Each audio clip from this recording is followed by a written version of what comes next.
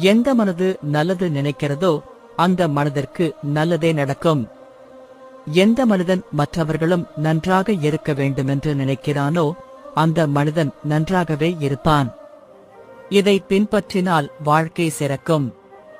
நிராசையாகி போனாலும் பரவாயில்லை. எப்போதும் உயர்ந்த இலக்குகளை குறிவையுங்கள்.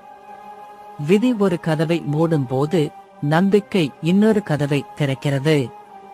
தூக்கி எறியப்படும் தருணங்களில்தான் சிறகை விரிக்க வாய்ப்பு கிடைக்கிறது.